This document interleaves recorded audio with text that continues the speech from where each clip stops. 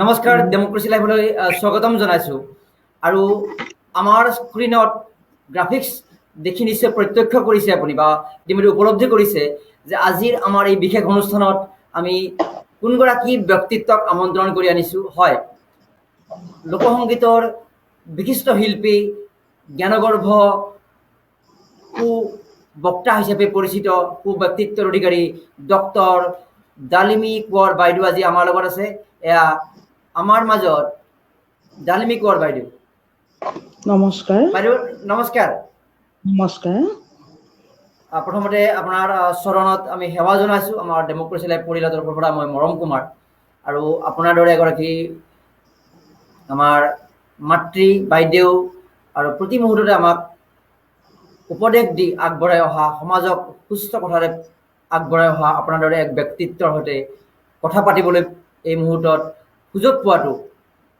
মোৰ বাবে অতি পৰম কৃতাৰ্থৰ সময় আমি অনুষ্ঠানৰ মাজলৈ যাম যেহেতু আপোনাৰ কণ্ঠই মূল পৰিচয় আপোনাৰ কথা কোৱাৰ যিটো শৈলী এইটো এটা আন পৰিচয় আপোনাৰ ৰাইজক ভাল পোৱাৰ প্ৰকাশভংগী সেইটো আন এক পৰিচয় আপুনি বিভিন্ন টেলিভিছন চেনেলত বা বিভিন্ন বিচাৰক হিচাপে অংশগ্ৰহণ কৰা সেইটো এটা পৰিচয় বিভিন্ন পৰিচয়েৰে বিদ্যমান আপোনাৰ ব্যক্তিত্ব মৰম কুমাৰ যিমান তুমি অভিধা দিলা সিমান অভিধাৰ গৰাকী মই নহবও পাৰো এইটো ৰাইজে বিচাৰ কৰিব তথাপিতো তুমি যিমান মোক মৰম দিছা যিমান বিলাক অভিধাৰে মোক বিভূষিত কৰিছা তাৰ কাৰণে তোমালৈ মোৰ আন্তৰিক মৰম কৃতজ্ঞতা যাচিছো আজি যিমান সকলে চাই আছে লাইভটো সকলোলৈকে মোৰ সশ্ৰদ্ধ প্ৰণাম সকলোৱে নিৰোগী হওক দীৰ্ঘায়ু হওক কৃষ্ণ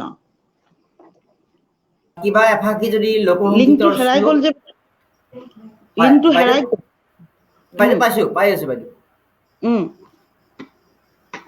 যদি লোকসংগীতৰ এফাকি শ্লোক বা সুৰেৰে আমি অনুষ্ঠানটোৰ আৰম্ভণিখিনি অলপ সুমধুৰ কৰিব পাৰো আপোনাৰ ৰসাল কণ্ঠ আৰু আপোনাৰ জ্ঞানগৰ্ভ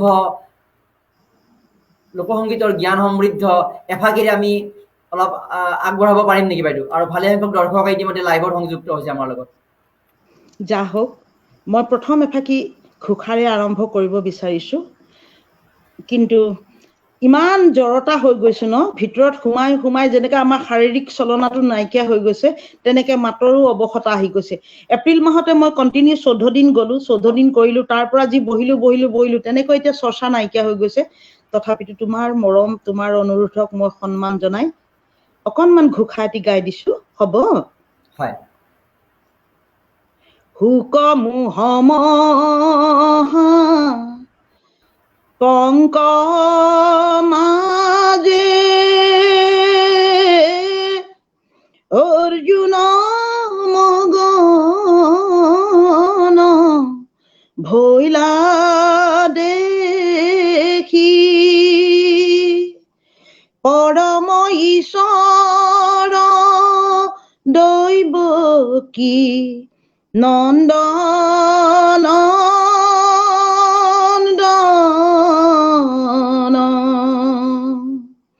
কৃপায়ে ঈশ্বৰে তত্ত্ব কহি উদ্ধাৰিলা নিজ ভকতক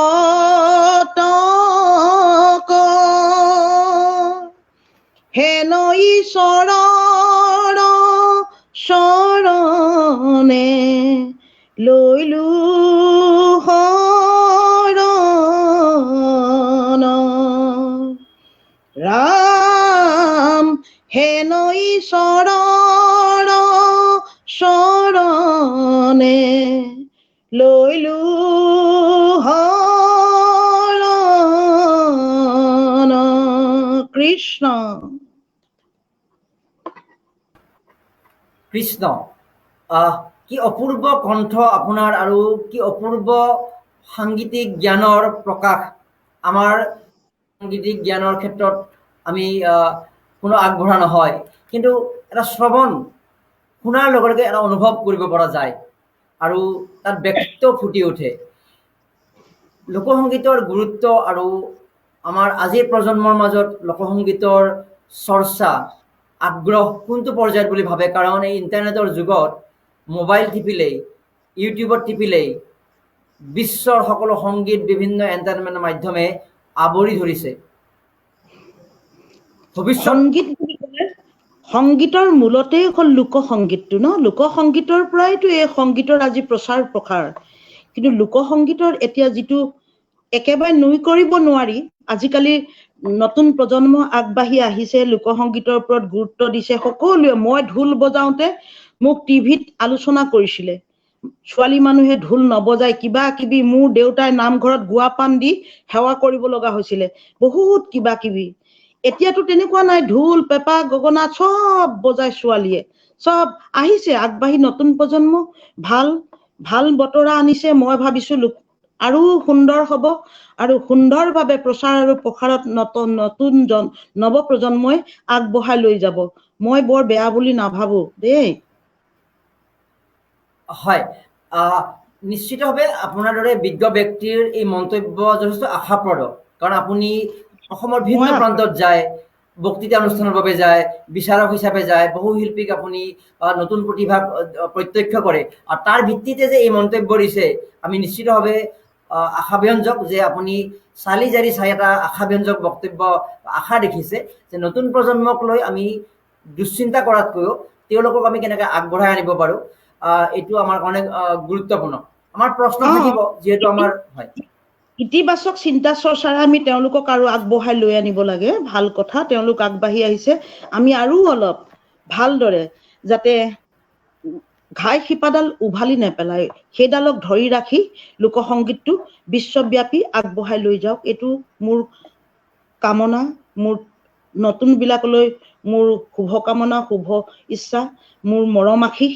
আৰু জ্যেষ্ঠজনলৈ মোৰ এইটো অনুৰোধ, তেওঁলোকেও যেন পথ প্ৰদৰ্শক হওক, দিক নিৰ্ণায়ক হওক, লোকসংগীতক ভালদৰে আগবঢ়াই নিবলৈ তেওঁলোকক সহায় কৰক। আমি সকলোৱে যেন সহায় কৰি প্ৰকৃতাৰ্থত লোকসংগীতটো আমি সঁচা অৰ্থত জীয়াই ৰাখিব পাৰোঁ। নিশ্চিতভাৱে, কাৰণ এটা জাতি বা যিকোনো বিষয়ৰ পৰিচয় সেই চৌপাশৰ বা নিজস্ব অস্তিত্বৰ ওপৰত নিৰ্ভৰ কৰে।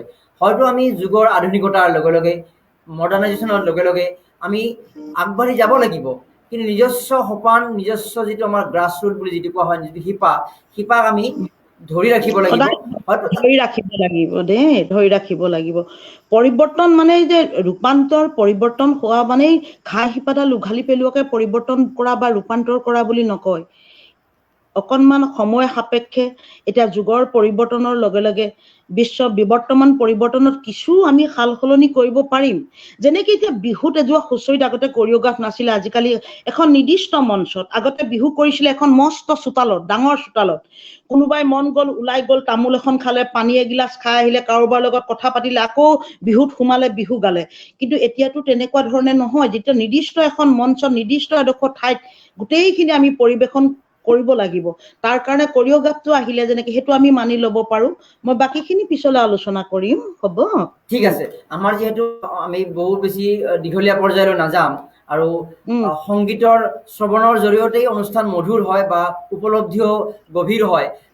আৰু এটা যদি লোকসংগীতৰ আপোনাৰ বাছনিৰে সাংগীতিক পৰিৱেশ অকণমান গঢ়ি তুলিব পাৰি, আপোনাৰ সেই অপূৰ্ব আৰু মন পৰশা লোকসংগীত সমৃদ্ধ কণ্ঠৰে। 2018 চনৰ ফেব্ৰুৱাৰী মাহৰ পৰা সকলো ৰাইজে জানে মই দিহানামৰ বিচাৰক হিচাপে কৰি আছো ৰং চেনেলত। এতিয়া প্ৰায় 3.5 বছৰ হ'ল। সেইটো দিহানামৰ ওপৰতে মই অকণমান কৈ দিছো। দিহানামত আচলতে আমি জানো, আমি গাওঁ, সকলো ভকত বান্ধৱ সকলোৱে গায়, কিন্তু যিটো শৃংখলিতভাৱে দিহানামৰো এটা গতি আছে, এটা ধাৰা আছে, তাৰ লয় আছে 3টা। সেই বস্তুটো অকণমান হেৰাই গৈছিলে। হেৰাই যোৱাৰ কাৰণে আমি ককাইদেউ যে মোৰ লগত বহা ককাইদেউৰ নামটো কি আছিলে, পাহৰিছো, তেখেত আৰু মই যে বহিছো একেলগে,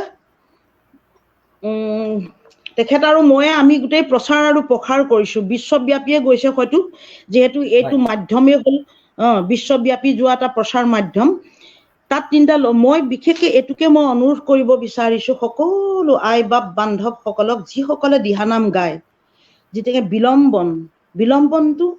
বিলম্বন মধ্যম আৰু দ্ৰুত।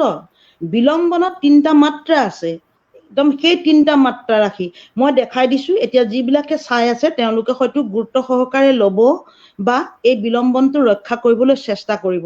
মই দেখাই দিছোঁ। শংকৰদেৱে হৰি নাম লবলৈ কয়, তিনিটা মাত্ৰা ধুনীয়া। শংকৰদেৱে হৰি নাম লবলৈ কয়, তিনিটা মাত্ৰা সুন্দৰকে।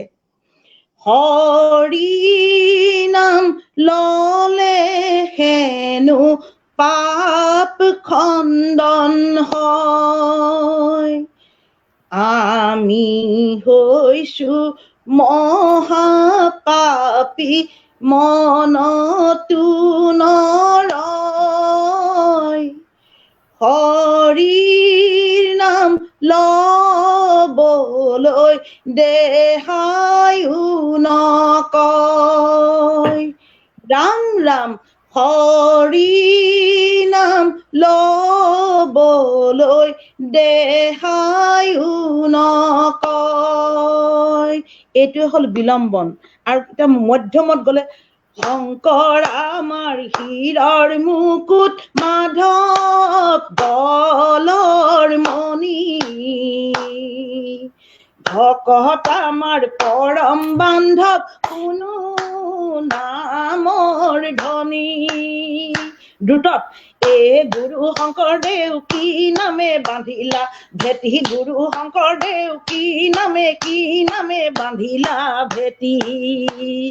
তোমাৰ নামে গীতে অমিয়া সুৰেৰে আমি অসমীয়া জাতি, গুৰু শংকৰদেৱ কি নামে বান্ধিলা ভেটি, গুৰু শংকৰদেৱ ৰাম নামে বান্ধিলা ভেটি।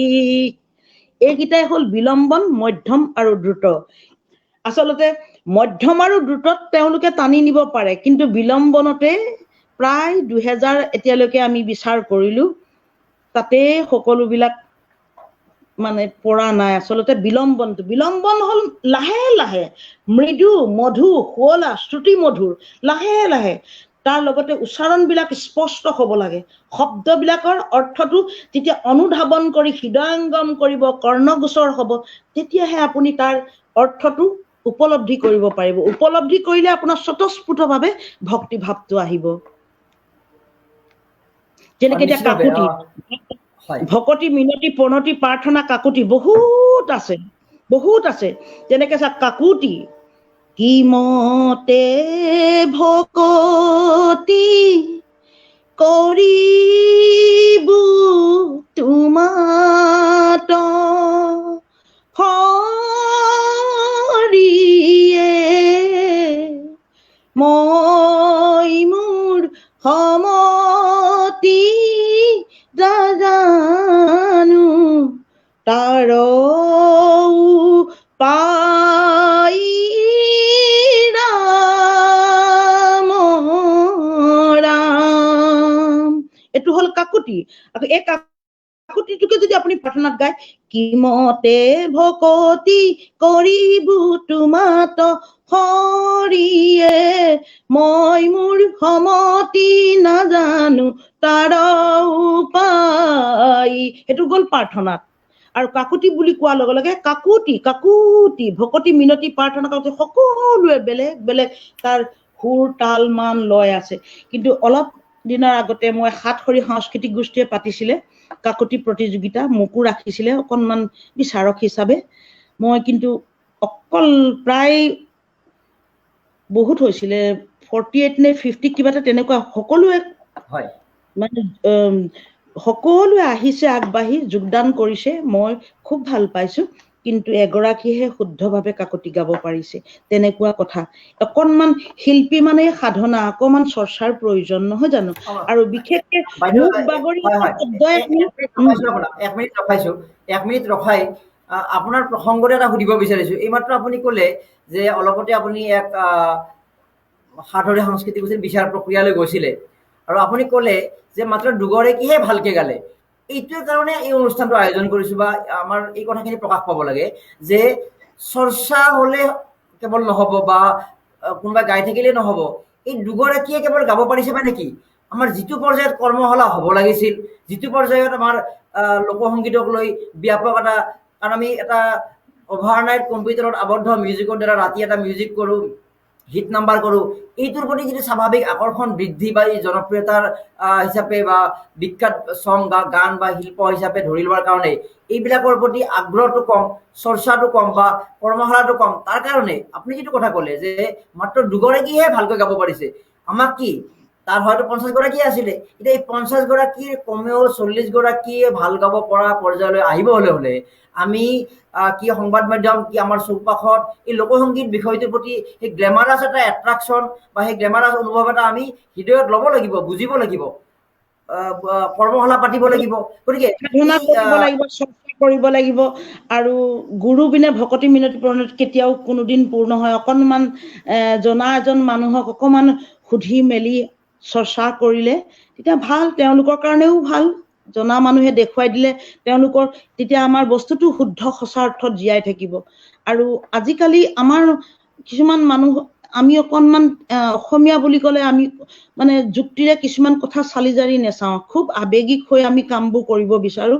তাৰ কাৰণে হয়তো আমি আনৰ ওচৰত অকণমান সুধিবলৈ, জানিবলৈ, শিকিবলৈও আমি অকণমান লজ্জাবোধ কৰোঁ আমি অসমীয়া মানুহ। সেইকাৰণে চাগে আমাৰ এনেকুৱা অৱস্থা হৈছে নেকি? হয় মই হয়, মাজতে তেনেকৈ আপোনাক ভাবোঁ। হয় এটা কথা অনুগ্ৰহ কৰিব বিচাৰিছোঁ। আজিৰ পৰা কিছু বছৰ আগেয়ে অভিযন্তা শংকৰ কৃষ্ণ দাসৰ জৰিয়তে মই লণ্ডন নিবাসী চিকিৎসক দম্পতীক মই সাক্ষাৎ পাইছিলোঁ আৰু তেওঁৰ সৈতে কিছু কথা পাতিছিলোঁ এই লোকসংগীত সম্পৰ্কীয়।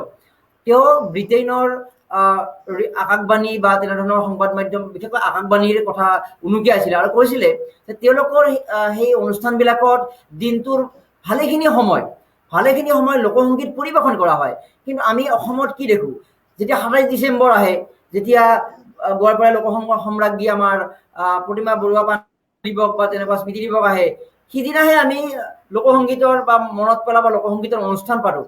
সেই লণ্ডন নিবাসী আমাৰ প্ৰবাসী অসমীয়া চিকিৎসকগৰাকীৰ মন্তব্য চাবলৈ যাওঁ, কাৰণ আমাৰ চৌপাশত যিটো বেছি চৰ্চা হৈ থাকে, যিটো বেছি আলোচিত হৈ থাকে, সেইটোৰ প্ৰতি আমাৰ স্বাভাৱিক আকৰ্ষণ থাকে। তেওঁ যেনেকৈ ক'লে যে ব্ৰিটেইনৰ ৰেডিঅ'সমূহত বা তেনেধৰণৰ অনুষ্ঠানসমূহত বা প্ৰচাৰ মাধ্যমসমূহত লোকসংগীতৰ ইমানেই প্ৰচাৰ হয়, তেওঁ কোৱা কথাটো তাৰ তুলনাত আমাৰতো 1% নহয়। 27 ডিচেম্বৰ হয়তো আমাৰ প্ৰতিমা বৰুৱা পাণ্ডেৰ মৃত্যু দিৱস, সেইটো দিনত আমি লোকসংগীত অনুষ্ঠান পাতোঁ বা কেতিয়াবা ক'ৰবাত পাতোঁ, কিন্তু লোকসংগীতক লৈ বিশেষ চৰ্চা নহয়। আৰু তাৰ কাৰণে আজি যিটো কথা আপুনি ক'ব লগা হ'ল যে বিচাৰৰ প্ৰক্ৰিয়াত গৈ দুগৰাকীয়ে ভালকৈ গাব পাৰিলে, বেছি গাব পৰা হ'লে কৰিবলৈ হ'লে আমি মানুহৰ মাজত এট্ৰাকশ্যন বঢ়াবলৈ হ'লে সংবাদ মাধ্যম, প্ৰচাৰ মাধ্যম বা আজি ছ'চিয়েল মিডিয়াত হয়তো আমাৰো দায়িত্ব, মোৰ নিজৰো দায়িত্ব আছে, আমাৰো দায়িত্ব আছে। আৰু সেই দায়িত্ব পালনৰ আৰম্ভণি কৰিবলৈ আপোনাৰ দৰে স্বনামধন্য ব্যক্তিক মই আমন্ত্ৰণ কৰি আৰু আৰম্ভণি কৰিব বিচাৰিছোঁ। গতিকে আপুনি কি ভাবে যে আমাৰ প্ৰচাৰ মাধ্যমসমূহে সেই ব্ৰিটেইন নিবাসী সেই চিকিৎসকগৰাকীৰ কথা অনুধাৱন কৰি তাত যেনেকৈ তেওঁলোকৰ সংবাদ মাধ্যম, প্ৰচাৰ মাধ্যমত লোকসংগীতৰ অধিক গুৰুত্বৰে প্ৰচাৰ কৰে, আমিও নিয়মীয়াকৈ কেৱল বছৰত এবাৰ বা দুবাৰ আনুষ্ঠানিকতা পালন কৰিবলৈ নহয়, নিয়মীয়াকৈ লোকসংগীতৰ অধিক চৰ্চা, অধিক প্ৰচাৰ, অধিক অনুষ্ঠান, লোকসংগীতৰ শিল্পীৰ বাবে অধিক কিছু কাম কৰাৰ ক্ষেত্ৰত প্ৰয়োজনীয়তা নাইনে বাইদেউ? মই একদম তোমাৰ লগত 100% মই কওঁ, কোনোবা এজন আমি বিশেষ লোকসংগীতৰ ব্যক্তিৰ মৃত্যু তিথিত, জন্মতিথিত এদিনীয়া এদিন পাতোঁ আৰু গোট খাওঁ, কিবা কিবি অকণমান আলোচনা কৰিলোঁ, নাচি বাগি দিনটো পাৰ কৰিলোঁ, সেয়াই আমাৰ শেষ নহয়। তেনেকুৱা অনুষ্টুপীয়াকৈ আমাৰ চৰ্চা হোৱাৰ কাৰণে আজি আমাৰ অকণমান দুৰ্ভাগ্য যে আমি সম্পূৰ্ণকৈ বস্তুটো আমি আজি বিহু চোৱা, এটাই আমাৰ অসমীয়া জাতীয় উৎসৱ বিহু, তাকো সুৰক্ষা সমিতি পাতিব লগা হৈছে। তো এইটো কম পৰিতাপৰ কথা। বিহু নিচিনা এটা আমাৰ জাতীয় উৎসৱক আমি সুৰক্ষা সমিতি পাতি সংৰক্ষণৰ কাৰণে সুৰক্ষা সমিতি পাতিব লগা হৈছে। কিয়? কি কাৰণে? এই এনেকুৱা অৱস্থাৰ কাৰণে। মই অলপ আগতে ক'লো না, আমি খুব আৱেগিক, আমি যুক্তিৰে অসমীয়া মানুহবিলাকে কোনো কথা চিন্তা চৰ্চা নকৰোঁ, সাধনা নকৰোঁ, আৰু এদিন ক'ৰবাত কিবা ফাংচনত অকণমান এফাকি গালো কিবা কৰিলো আৰু শেষ সেইদিনাখনে শেষ বুলি ভাবো কিন্তু আমি যে এই লোকসংগীতে যে কিমান বিশাল কিমান জানিব লগা আছে কিমান শিকিব লগা হৈছে বিয়া নাম এতিয়া চোৱাচোন আজিকালি এখন বিয়া পতা মানে সাজ পোছাক আ অলংকাৰ এটা প্ৰতিযোগিতা কোনে কিমান বুফে খুৱাব কিমান কিমান কি খানাৰ কিন্তু বিয়া নামৰ যে বিয়া এখনতে যে প্ৰযোজ্য বিয়া নাম ফাকি সেই বিয়া দিনা আজি আছেনে তুমি যোৱাচোন গাঁৱৰ ভূঁইতো নেদেখা তুমি আজিকালি চহৰততো দূৰৰ কথা গাঁৱৰ ভূঁইতো সেয়া প্ৰভাৱ পৰিছে মই এফাকি পুৰণা বিয়া নাম গাই দিম শুনিবা একদম মোৰ আইতাৰ দিনত নিশ্চয় শুনিম কিন্তু এইখিনিতে মোৰ মনলৈ অহা এষাৰ কথা আজিকালি এইবিলাক বিয়া নাম নাই মানুহে শুনিলে আচৰিত খাব হয় হয় আপোনাৰ বিয়া নাম আমি শুনিবলৈ মই উদ্গ্ৰীৱ হৈ আছো বা আমি অনুৰোধ কৰিম বুলি ভাবিছিলো এটা কথাই মাত্ৰ মনলৈ আহিছে আপুনি যিটো কথা ক'লে যে আমি সেই লণ্ডনৰ চিকিৎসক গৰাকীৰ কথা আমি যিটো দেখি থাকো আমাৰ ইয়াত চৰ্চা ক'ৰবাত কেতিয়াবা হয় কিন্তু আমাৰ ইয়াত যেতিয়া বিভিন্ন কথা উত্থাপিত হয় ইমান আমি জাতীয়তাবাদী হৈ উঠো ইমান আমি শ্লোগান দিওঁ ইমান আমি দীঘলী পুখুৰীত আমি হাত দাঙি শ্লোগান দিওঁ আমি জাতি ৰক্ষা কৰিব যাওঁ কিন্তু জাতি ৰক্ষাৰ মূল সোপানটো এইবিলাকে বাইদেউ যে এইবিলাকে এই কথাবিলাকৰ গুৰুত্ব দিব লাগিব আজি আমি ৰাজনীতিৰ কথা নাপাতো কেইবাটাও আঞ্চলিক দল আছে বা জাতীয়তাবাদী দল আছে জাতীয়তাবাদ কোনো গছত লগা বা কোনো ৰাজপথৰ শ্লোগান দি অনা বা ৰেডিমেড বিষয় নহয় জাতীয়তাবাদ ধৰিবলৈ হ'লে দেশক ধৰিবলৈ হ'লে জাতিটোক ৰক্ষা কৰিবলৈ হ'লে আমি এই বিষয়বিলাকত মনোযোগ দিব লাগিব গতিকে সেই জাতীয়তাবাদী কথা কোৱা বা আঞ্চলিকতাবাদী ভাৱধাৰাৰ কথা কোৱা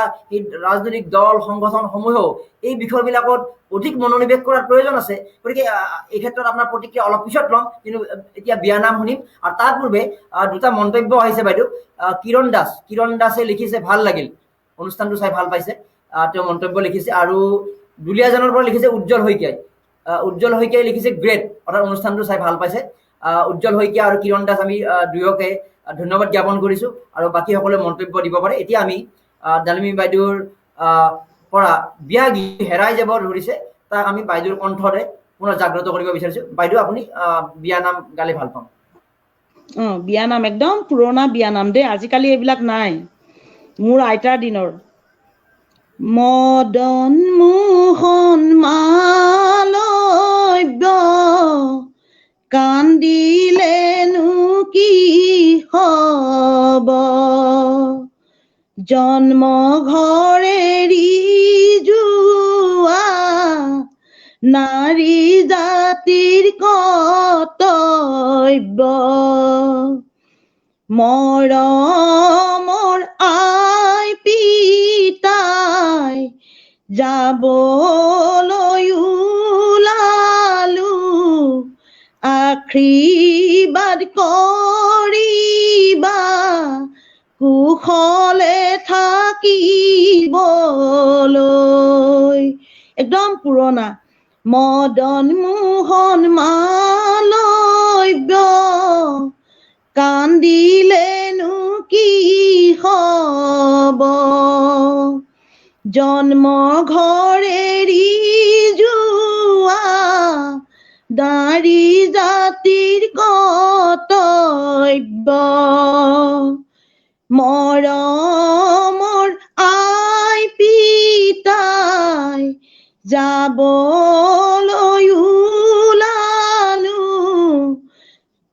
আশীৰ্বাদ কৰিবা কুশলে থাকিবলৈ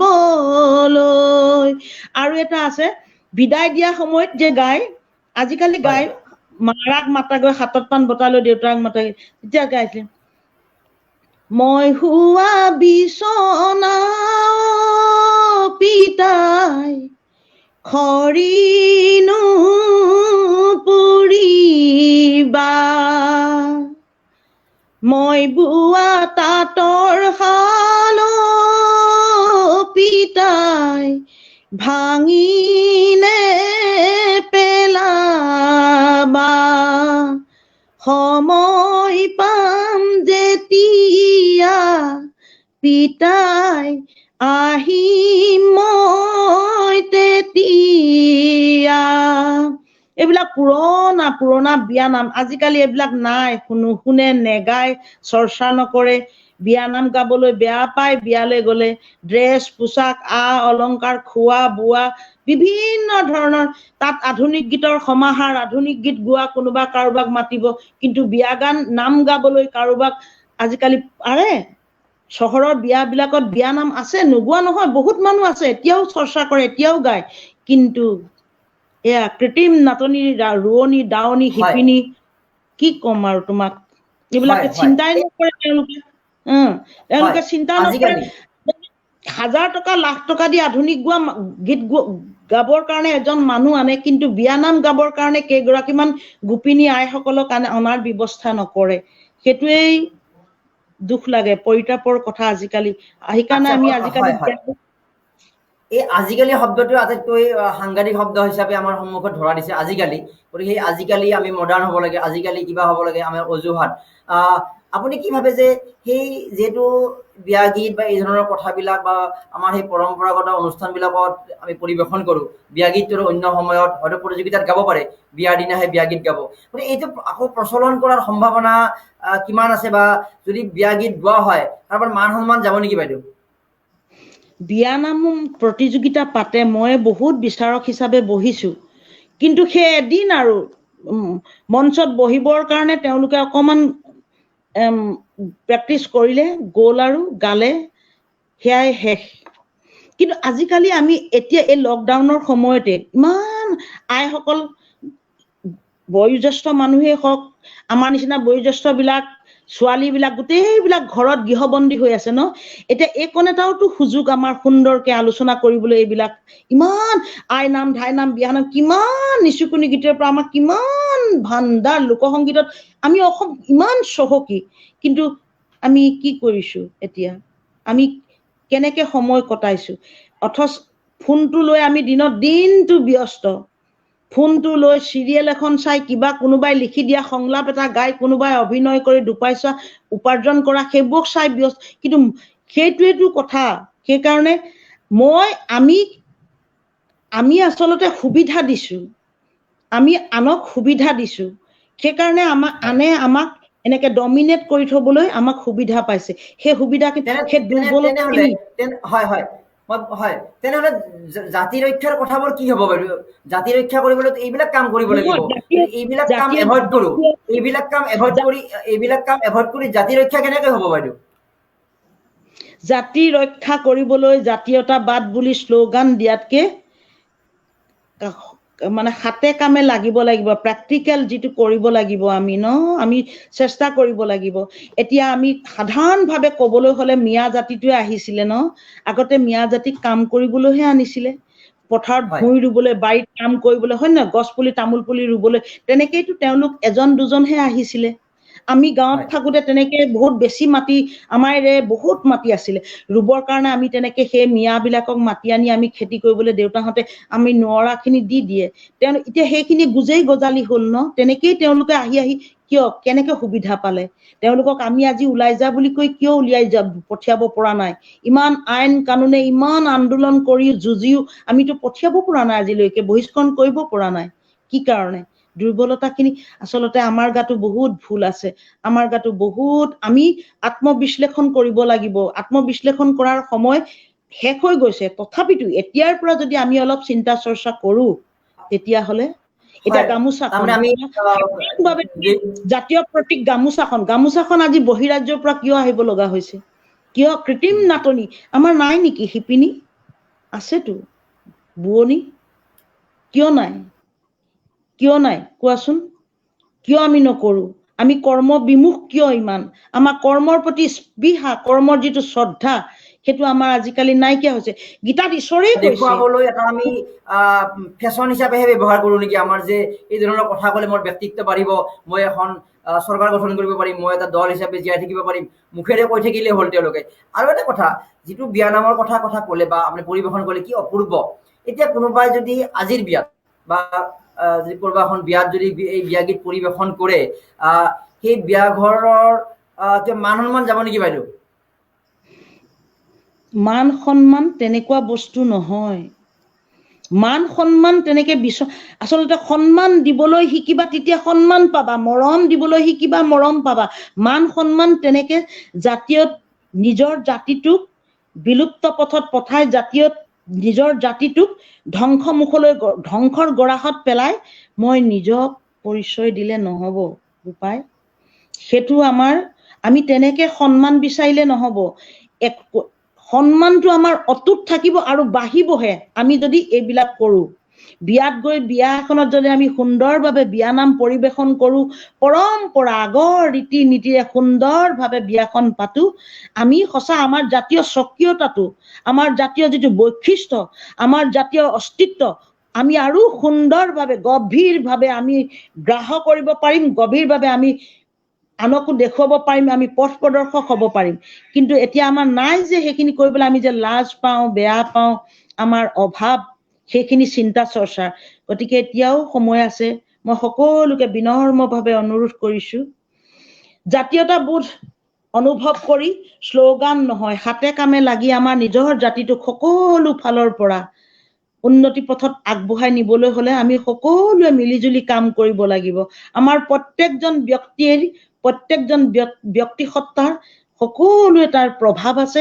সকলোৱে প্ৰভাৱান্বিত হৈ, সকলোৱে একগোট হৈ এই কামবিলাক কৰি গলে আমি জাতীয় যিটো স্বকীয়তা, যিটো বৈশিষ্ট্য আমি পুনৰ উদ্ধাৰ কৰিব পাৰিম। হয়, আপুনি সঠিক কথাই কৈছে। এতিয়া আমি যিহেতু সমাধানৰ কথা পাতিব লাগিব, এতিয়া মানুহে আজিকালি এই বিয়া নামৰ কাষলৈকেও নোযোৱা হৈছে। হয়তো তেওঁলোকে ভাবিছে, হয়তো না কথাটো সেইটোৱে হয় যে আউটডেটেড বুলি ভাবিছে, বা এটা ইগ' প্ৰব্লেম হৈছে যে এই কামটো মই কৰিম নে। তো এই কথাটোৰ সমাধান কেনেকৈ সম্ভৱ? মোৰ ছোৱালীজনীয়ে অসমীয়া ভাষা ক'ব নাজানে, ইংৰাজী ভাষাহে ক'ব পাৰে, ইংৰাজী কথাহে ক'ব পাৰে। সেইটো আমি আধুনিকৰণ বুলি ভাবিছো, আৰু অসমীয়া কথা কোৱাটো হ'ল আউটডেটেড। আমাৰ মানসিকতা চোৱা কলৈ গৈছে। কিন্তু মাতৃভাষা মোৰ অসমীয়া। সেইকাৰণে স্বামী বিবেকানন্দই কৈছিলে, যেতিয়ালৈকে তুমি নিজৰ মাতৃভাষাটো শুদ্ধকৈ কব লিখিব নোৱাৰা, তেতিয়ালৈকে তুমি জীৱনত যিমানেই অন্য ভাষা শিকা কেতিয়াও সফল হব নোৱাৰে। সঁচা, স্বামী বিবেকানন্দই কৈছিলে, মাতৃভাষাটো যেতিয়ালৈকে সুন্দৰভাৱে আমি লিখিব কব নোৱাৰো, তেতিয়ালৈকে আমি কেতিয়াও সফল ব্যক্তি হব নোৱাৰো। কিন্তু আজি আমাৰ কি হৈছে কোৱা? এতিয়া আমাৰ অসমীয়া ভাষা, অসমীয়া মাধ্যমৰ, সেইকাৰণে মই লিখিছো, মই যেতিয়া বিশিষ্ট লেখিকা, মইতো লিখা মেলাও কৰো, তুমি জানা। তোমাৰ আলোচনী এখনত মোৰ লিখিছিলাও, মই লিখিছিলো ইংৰাজী শিক্ষাৰ মাধ্যম আৰু অসমীয়া ভাষাৰ ভৱিষ্যত। সেই 2016 চনতে মই বিশিষ্ট লেখিকা উপাধিটো পাইছিলো। সেই কৈছিলো, ইংৰাজী শিক্ষাৰ মাধ্যম আৰু অসমীয়া ভাষাৰ ভৱিষ্যত। কিয় নাই? কি নোৱাৰা? তুমি নাচাতটো আমাৰ বৈজ্ঞানিক আছে অসমীয়া ভাষাতে পঢ়া। বিশ্বব্যাপী আমাৰ সুধাকণ্ঠকে চোৱাচোন তুমি, সুধাকণ্ঠ ভূপেন হাজৰিকা কোনে নাজানে? তেওঁৰ আজি জন্ম মৃত্যু বাৰ্ষিক আমেৰিকাতো পালন কৰে, তেওঁতো অসমীয়া মাধ্যমতে পঢ়া।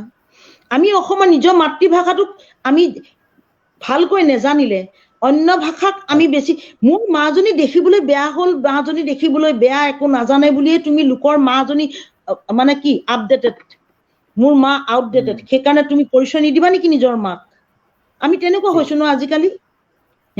আমি তেনেকুৱা আবেগিক হৈ আমি আনৰ সাজ পোছাক এযোৰ দেখিলে আমি লৰালৰিকে পিন্ধিও। কাৰোবাৰ পেন এটা আঁঠুমূৰত ফাটিলে, সি দুদিনমান তেনেকে পিন্ধিলে, আমি তাকে ষ্টাইল কৰিলো, আমি দিলো আমাৰো জিন্স পেণ্টটো কাটি। বুজি পাইছানে? আমি তেনেকুৱা। কিন্তু আমি আমাক অনুকৰণ কৰিব পৰাকে আমি উপযুক্ত হৈ আমি কিয় নোৱাৰো নিজক কৰিব? আমি অসমীয়া কি নাই আমাৰ? অসমীয়া কিহৰ অভাৱ? অৰ্থাৎ হয় আমি সামৰিব লাগিব। হয় আমি সামৰিব লাগিব। অৰ্থাৎ আমাৰ চৌপাশত ইমান এটা পয়োভৰ হৈ আছে যে পানী মৰে পিয়াহত, অগ্নি মৰে জাৰত। পানীৰ আমি বুকু বা এডিঙি পানীত আমি ডুব গৈ আছো, পানীকে আমি বিচাৰি আছো। আমি ইমান এটা পয়োভৰৰ মাজত আছো, ইমান সাংগীতিক বা ইমান এটা উৎসৱ বা চৰ্চৰ মাজত, সেইটো আমি নিজে উপলব্ধি কৰিব পৰা নাই আচলতে। গতিকে আমি যদি একেবাৰে শেষত আপোনাৰ আৰু এটা আমি দিহানাম বা এটা লোকসংগীতৰ আমি সুধা পান কৰিম, আৰু লগতে যদি আমি শেষত এই সমস্যাটোৰ সমাধানৰ আৰম্ভণি পইণ্টটো ক'ৰ পৰা হ'ব, ক'ৰবাততো আৰম্ভণি হ'ব লাগিব। এই আলোচনাৰ অৰ্থ, বহুত আলোচনা কেতিয়াবা হয় বছৰত এবাৰ বা দুবাৰ, সেই আলোচনাতে শেষ হৈ যায়। আমাৰ উদ্দেশ্য, ডেমক্ৰেচি লাইভ আৰু মৰমলেণ্ডৰ উদ্দেশ্য কি? প্ৰয়োজন হ'লে সেই আৰম্ভণিটো মৰমলেন্দে কৰিব, ডেমক্ৰেচি লেভেল কৰিব, আমাৰ ডালিমী কোঁৱৰ বাইদেউৰ আমাৰ আশীৰ্বাদ লৈ আমিয়ে আৰম্ভণি কৰিম বা কোনে কৰিব। তো এই আৰম্ভণিৰ পইণ্টটো কেনেকৈ হ'ব বাইদেউ এইটো? কাৰণ ইগ' প্ৰব্লেম বা আউটডেটেড এই ধাৰণাবিলাক আঁতৰাই কোনো এখন বিয়াত বিয়া নামৰ প্ৰচলন হওক বা লোকসংগীতৰ অধিক প্ৰচাৰৰ আৰম্ভণিখিনি সমাধানৰ প্ৰথম বিন্দুটো কি ক'ব খোজে আপুনি? মই মৰম কুমাৰ, মোৰ ছোৱালীজনী 2015 মই আৰম্ভণি কৰিছিলোঁ, মই দেখুৱাইছিলোঁ পথ প্ৰদৰ্শক হিচাপে। মই যিহেতু লোকসংগীতৰে মানুহ, 2015 চনত মোৰ ছোৱালীজনী বিয়াত মই বিয়া নামৰ পাৰ্টি এটা পাতিছোঁ। বিশ্বাস কৰিবা তুমি, এযোৱা হুঁচৰি মাতিছোঁ। পেমেণ্টটো কৰিবই লাগিব, তেওঁলোকক অহা যোৱা খৰচটো গাড়ী এখনৰ আৰু কিবা এটা আজিকালি সাজ পোছাকৰ নহয় জানো, নিজৰ সাজ পোছাক কিনি আমাৰতো খোৱা বোৱা সাজ পোছাক আমাৰ পৰম্পৰাগত, আমাৰ বহুত কি নাই, কিহৰ অভাৱ আমি আমাৰ অসমীয়া সকলোখিনি আছে। তেওঁলোকক আহিবৰ কাৰণে মই বিয়া নামৰ মানে 16 গৰাকী বিয়ানাম গাবৰ কাৰণে মই মাতিছিলো শিল্পীক। আৰু এফালে হুঁচৰি মই প্ৰেক্টিকেল ফিল্ডত পথাৰখনত, মই বজাৰখন নহয় মই পথাৰখন দেখুৱাইছিলো। এইফালে মোৰ ছোৱালীজনী বিয়াত এইফালে বিয়ানাম গাই আছে আৰু এইফালে বিহু কৰি আছে। মই পুৰণা বিয়ানাম বিহু নাম এফাকি গাই দিছো দেই, প্ৰকৃতিৰ লগত। বিহু হ'ল কি? প্ৰেম প্ৰকৃতিৰ লগতহে বিহু। বিহু আমি বসন্ত ঋতুক আমি ঋতুৱেহে আনে, আমিতো মাতি নানো নহয় জানো। কুলিজনী আহে, কিয় আহে ফাগুন? এইটো ঋতুৰ পৰিৱৰ্তন, প্ৰকৃতিৰ পৰিৱৰ্তন, এইটো প্ৰকৃতিৰ অৱদান আমি উপভোগ কৰো কেৱল। অ আইকন জালি দৈ খালি জালি, যাবাগৈ নৈতে নুগা, ধুবাগৈ বালিয়ে ঘঁহিবা, বালিয়ে ঘঁহিবা দাঁত, বালিয়ে ঘঁহিবা। কিয় কলে? অ আইকন জালি দৈ শালি জালি, লাক্ষময়ী নাচনীজনী এটা ভংগী, শালি জালি যাবাগৈ নৈতে নুগা, ধুবাগৈ বালিয়ে ঘঁহিবা, বালিয়ে ঘঁহিবা দাঁত। আমিয়ে ধুইছিলো। আমি গা ধুবলৈ নৈত গা ধুবলৈ যাওঁ, এনেকুৱা খৰালি দিনত পানী শুকাই নহয়, পুখুৰী বিলাকত কুঁৱা বিলাকত নৈত গা ধুবলৈ যাওঁ। কাপোৰ কানি পিন্ধিবলৈ নিয়া কাপোৰ কানিখিনি পাৰতে থওঁ, পৰিষ্কাৰ বালি এখিনি লওঁ, দাঁত ঘঁহো। নহলে ঘৰৰ পৰা জুই আঙঠা এডোখৰ লৈ যাওঁ, কামুৰি কামুৰি আঙঠাখিনি লৈ দাঁত ঘঁহি লৈ নৈত জাবুৰ মাৰি সাঁতুৰি তাতে আমি আকৌ বিহু নাম গাই গাই গা ধুই, এনেকুৱা আমি প্ৰকৃতি সুলভ। আমি একদম মানে যিখন পথাৰ বুলি কয় যে, পথাৰখন, আমি বিহুৰ পথাৰখন আমি তেনেধৰণে ধৰি ৰাখিবলৈ চেষ্টা কৰিছিলো। কিন্তু এতিয়া কি কম, কাক কম কোৱা? কবলৈ গলে বহুত কথা আহি যায়। হয় বাইদেউ, হয় কি কম কাক কম, এই প্ৰশ্নটোৰ উত্তৰ বিচাৰিবলৈ আজি আমি আৰম্ভণি কৰিছো। আৰু শেষত অকণমান ধেমেলীয়া এটা সুৰেৰে কথাৰে আমি সামৰিব খুজিছো। আপুনি যে ক'লে যে সমাধানৰ বিন্দুটো আপুনি আপোনাৰ ছোৱালীৰ বিয়াত বা ঘৰৰ কাৰোবাৰ বিয়াত আৰম্ভ কৰিছিলে।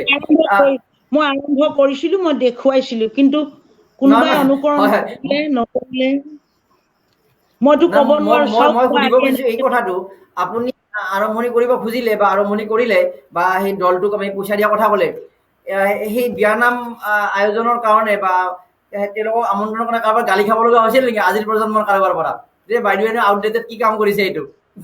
নে আপুনি গালি খাব লগা হোৱা নাই, কিন্তু তেওঁলোকে জাউৰিয়ে জাউৰিয়ে বিয়ানাম গাই আছে। কিন্তু মই গুৰুত্ব, মানে ইমান মানুহ বহি আছে, যেন ওচৰলৈ যাম, আয়তীসকলক অকনমান হাঁহি এটা হলেও, মৰমৰ এটা মাত এষাৰ হলেও দি কোনোবাই শুনিব যেন গুৰুত্ব দিব, মই অকমান অভাৱ পালো। দুখ লাগি যায় ন এইবিলাক, মানে গুৰুত্বটো কম। কিন্তু তাত যদি মই মাইক্ৰফোন এটা দি ধুনীয়াকে আধুনিক গীত গোৱা এজন গায়কক আনি মই গোৱালোহেঁতেন, তেতিয়া কিন্তু মানুহ বহুত থাকিলেহেঁতেন। এইফালে বিয়ানাম, এইফালে মোৰ বিহুৰ মানে হুঁচৰি এটা দল, এইফালে বিয়ানামৰ পাৰ্টি। কিন্তু গুৰুত্ব মানুহৰ অকনমান কম পালো। কিয় বা তেনেকুৱা হৈছে মানুহ, আজি মই নিজেই ভাবো, কেতিয়াবা মোক কেতিয়াবা খুব দুখ লাগে। মানে কথাটো সেইটোৱে যে আমাৰ চৌপাশৰ মাধ্যমসমূহত, প্ৰচলিত মাধ্যমসমূহত যদি তাৰ চৰ্চা নাথাকে বা সেই বিষয়টোক যদি গ্লেমাৰ হিচাপে বা সেই শিল্পীসকলক যদি আমি এটা উচ্চ পৰ্যায়ৰ শিল্পী হিচাপে যদি উপস্থাপন নকৰো, তেতিয়াহ'লেতো আৰু সেই বিষয়টোৰ প্ৰতি এটা এলাগি আৰু যিটোৰ পৰা য'ত সহজ গ্লেমাৰ পায়, য'ত নাম পায়, য'ত হাত চাপৰি পায়, তাৰ প্ৰতি সহজ এটা আকৰ্ষণ থাকিবই। কিন্তু এই ক্ষেত্ৰত নিশ্চিতভাৱে সাংস্কৃতিক বিভাগ আৰু সাংস্কৃতিক বিভাগটোৱে সেই কাম কৰিব লাগে য'ত জাতিটোৰ উন্নতি হ'ব পাৰে, সাংস্কৃতিক বিভাগে সেই কাম কৰিব লাগে য'ত ৰাজ্যখনৰ উন্নতি হ'ব পাৰে, সমাজখনৰ উন্নতি হ'ব পাৰে। আৰু সমাজখনৰ জাতিটোৰ উন্নতি হ'বলৈ হ'লে এই ধৰণৰ কাম কৰিব লাগিব। গতিকে চৰকাৰখনৰ যিটো সাংস্কৃতিক বিভাগ আছে সেই বিভাগৰ যথেষ্ট কৰণীয় আছে বাইদেউ। যথেষ্ট কৰণীয় আছে। মই এই ক্ষেত্ৰত বহুত কিবাৰ কৈছোঁ, বহুত লিখিছোঁ কলমত, কিন্তু এখন তৰোৱালতকৈ মাইটাৰ দেন চৰ্ডতকৈ মানে কলমৰ জোৰ বুলি বেছি বুলি কয়। মই বহুত লিখিছোঁ, বহুত, আৰু মই বিভিন্ন ধৰণৰ অনুষ্ঠানত প্ৰায় ঘৰত থাকিবলৈ নাপাওঁ, তুমি জানাই, মই যাওঁ। মই চবকে নিবেদন কৰিছোঁ, ইমান অনুৰোধ কৰিছোঁ, কিন্তু কাৰ্যক্ষেত্ৰত তেনেধৰণে মই সঁহাৰি পোৱা নাই।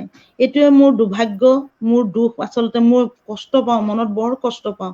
বিকৃত ৰূপ দিলে মই আমাৰ কিছুমান কথা মই সঁচা বৰ দুখ পাওঁ। কম কি কোৱা, ইমান লিখিছোঁ, ইমান কৈছোঁ। সংশোধন নিশ্চয় হ'ব, চাগে হ'বগৈ, লাহেকৈ পৰিৱৰ্তন আহিব, মই আশা কৰিছোঁ। আৰু সকলোকে মই বিনম্ৰভাৱে অনুৰোধ কৰিছোঁ, মই আশা ৰাখিছোঁ হ'ব, পৰিৱৰ্তন হ'ব, আহিব। এতিয়া জাগিছে লাহে লাহে লাহে লাহে লাহে লাহে। ধ্বংসমুখী হওঁতেও অলপ সময় লাগিলে ন, যথেষ্ট 3টা দশক, আৰু আহিবলৈও হয়তো তেনেকৈ সময় লাগিব, আহিব বুলিয়ে মই আশা কৰিছোঁ। যিহেতু নতুন প্ৰজন্মই যেন আদৰি লওক, আমাৰ লোকসংগীতৰ বিলাকক মূল শিপাডাল ধৰি ৰাখক, তেওঁলোকে চিন্তা চৰ্চা কৰক। মুখ বাগৰি অহা শব্দই আমি আমাৰ সংস্কৃতি জীয়াই ৰাখিব নোৱাৰিম। বোপাই, আমি অলপ কষ্ট কৰিব লাগিব, যথেষ্ট কষ্ট ঠিক কৰিব আছে, লাগিব, কষ্ট চিন্তা কৰিব চৰ্চা লাগিব। কৰিব লাগিব, হয়, অধ্যয়ন কৰিব লাগিব, এইবিলাকত অলপ গভীৰত যাব লাগিব। নিশ্চয় উদ্ধাৰ হ'ব বুলিয়ে মই আশা কৰিছোঁ। নিশ্চিতভাৱে আমি কষ্ট কৰিব লাগিব, সাধনা কৰিব লাগিব। এই বিষয়, গুৰুত্বপূৰ্ণ বিষয়সমূহক আমি উপলব্ধি কৰিব লাগিব। দীঘলী পুখুৰী বা ৰাজপথত বা উৎকট গৰমত মানুহ আনি শ্লোগান দি জাতি ৰক্ষাৰ সেই নীতিৰ পৰিৱৰ্তে আমি সঁচা জাতি ৰক্ষাৰ কাম কৰিব লাগিব। আৰু সঁচা জাতি ৰক্ষাৰ কাম কৰিবলৈ হ'লে ডালিমী কোঁৱৰ বাইদেউ যেনেকৈ সমাধানৰ এটা বিন্দু আৰম্ভ কৰি নিজৰ ঘৰৰ বিয়াত এইদৰে বিয়া নামৰ দল বা গ্ৰুপ আমন্ত্ৰণ কৰি আনি পৰিৱেশন কৰাৰ এটা কাম কৰিছে, তেনেকুৱা কাম আমি কৰিব লাগিব। গতিকে আগন্তুক সময়ত হয়তো আমিও দায়িত্ব আছে। আৰু আজি আমি আৰম্ভণি কৰিলোঁ, আপোনাক ধন্যবাদ জ্ঞাপন কৰিছোঁ। আৰু আগন্তুক সময়ত আমি দৰ্শকক বা অসমবাসী প্ৰতিশ্ৰুতি দিছোঁ, বা ডালিমী কোঁৱৰ বাইদেউৰ দৰে আমাৰ পাতস্মৰণীয় ব্যক্তিত্বৰ আমি চৰণ চুই এটা প্ৰতিজ্ঞাও কৰিছোঁ যে আমাৰ এই সৰু মাধ্যমৰ জৰিয়তে আগন্তুক সময়তো পৰ্যায়ক্ৰমে আমি বাইদেউৰ লগত আকৌ মিলিত হ'ম, তেওঁৰ সময় সুবিধা আৰু তেওঁৰ অনুমতি সাপেক্ষে। আৰু আগন্তুক সময়ত লোকসংগীতৰ কিছুমান যদি নিয়ম কানুন এনে আমি আলোচনা কৰিব পাৰোঁ বা শিক্ষা দিব পাৰোঁ সৰু সুৰা পৰ্যায়ত, আমাৰ ফালৰ পৰা আমি চেষ্টা কৰিম। হয়তো এটা বিন্দুৰ পৰা কৰা আৰম্ভণিয়ে আৰু কাৰোবাক ইনস্পায়াৰ কৰিব। বাইদেউ, আপোনাৰ সুস্বাস্থ্য কামনা কৰিছোঁ। ভালে কুশলে থাকক। আপুনি আমাৰ সম্পদ আৰু আপুনি আমাৰ আদৰ্শ। আপোনাৰ চৰণ চুই পুনৰ সেৱা কৰি আশীৰ্বাদ কৰিব। আমি যদি ডেমক্ৰেচি লাইভ মৰমলেণ্ডে সামান্যভাৱে হ'লেও এই ক্ষেত্ৰত আপোনাৰ যিটো আক্ষেপ বা পূৰণৰ ক্ষেত্ৰত কিবা এটা পদক্ষেপ আমি আগবাঢ়ি যাব পাৰোঁ। ময়ো মোৰ ফালৰ পৰা তোমালৈ, মৰমলেণ্ড নিউজৰ সকলো কৰ্মকৰ্তা, বিষয়ববীয়া সকলোলৈকে, লগতে অসমৰ সকলো ৰাইজলৈ মোৰ সশ্ৰদ্ধ প্ৰণাম যাচিছোঁ। ধন্যবাদ। ধন্যবাদ। শুভৰাত্ৰি। কৃষ্ণ।